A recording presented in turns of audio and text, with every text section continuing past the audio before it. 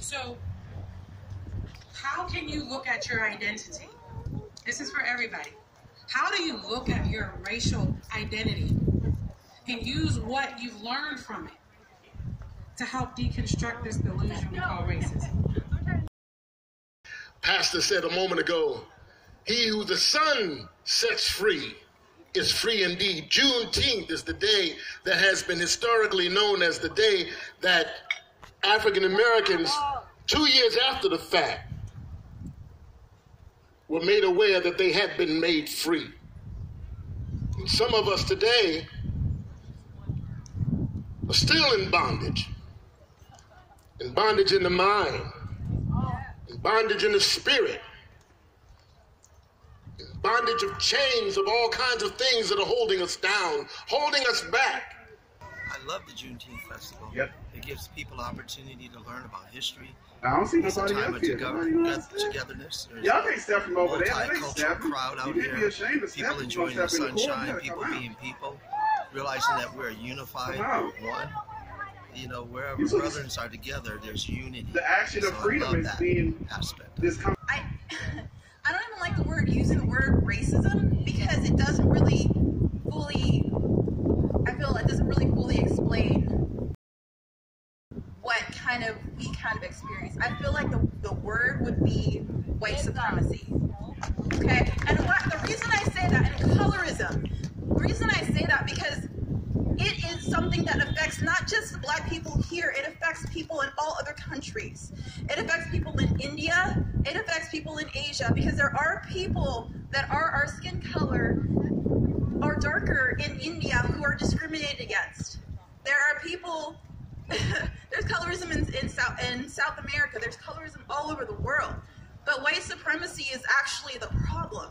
And when you don't use those words, you're not going to address the actual problems that there are.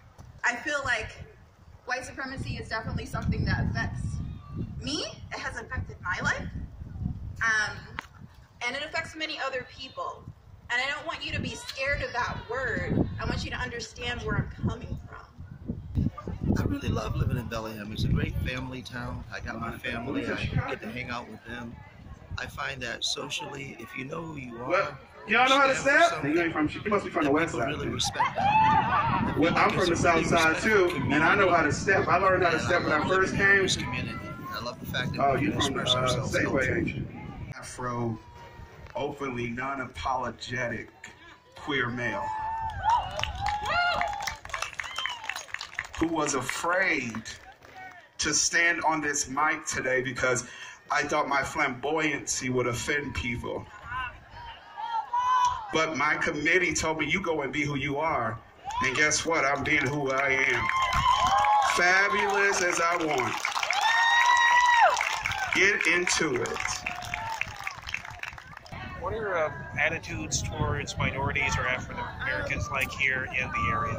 I haven't had that opportunity to experience that stuff yet, or any racism or anything. So at the present moment, I love it and everything. Most places you go to, you experience racism right then and there and stuff, but I haven't experienced it yet. So that's a good thing. I wanted to talk about the issue that's going on at our school with racism. Targeting blacks and the staff are like being a part of it, and we don't really have that many like older adults to like help us with the situations. And me being like African American at my school, I go through like racism in my classes doing schoolwork. It was so great. It was so great. I heard you asking all of us adults to be there to help you. Thank you. I heard the young kid say something about how he deals with racism in school. The only thing that I want to say to everybody is, all God ever wanted from us was to care about each other. That's the only thing He ever wanted from us. If we could have ever done that, there would have never been racism. And the way that I deal with racism, if it doesn't apply, you let it fly. You never get offended by anything that anyone says if it doesn't apply to you. If it does not apply to you, you let it fly. God bless. Thank you. I feel like in the United States, we like to talk about, how we're shooting gonna the fix video. this, Oh, we're come on, my actually people not over here. about Let's the go. action behind it.